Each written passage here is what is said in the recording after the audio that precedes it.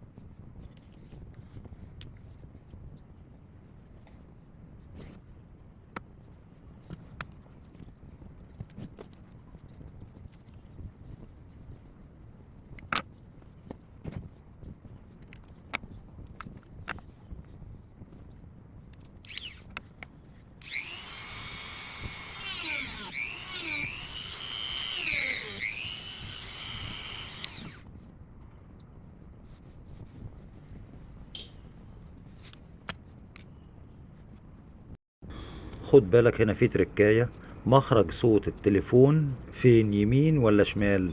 عشان الاستاند اللي انت بتعمله لتليفون معين، مش كل التليفونات مخرج الصوت بتاعها زي مثلا مخرج الصوت ده. شوفوا مخرج الصوت فين، انا بعمل ايه؟ الفتحة قصاد مخرج الصوت بتاع التليفون. فهنا في تركاية، لو مخرج التليفون بتاعك الناحية التانية هتعمل الفتحة الناحية التانية، لكن هنا الفتحة عندي بتاعت التليفون اللي انا بعمل له الستاند ده في المكان ده. فلازم تاخد بالك من النقطة دي، نقطة مهمة جدا في الفيديو، فحبيت اوضحها لكم. شكرا.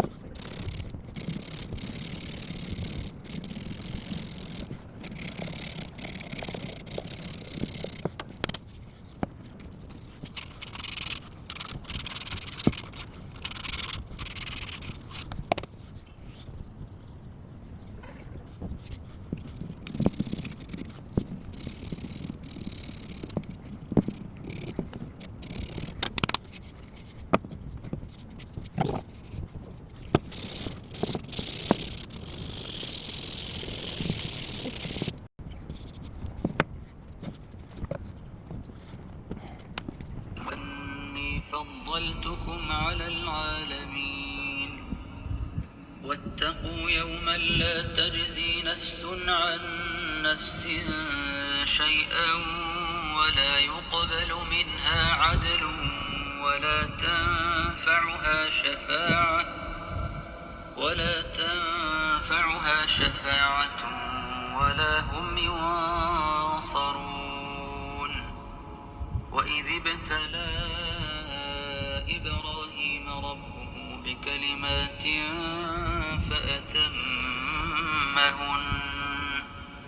قال إني جاعلك للناس إماما قال ومن ذريتي قال لا ينال عهد الظالمين.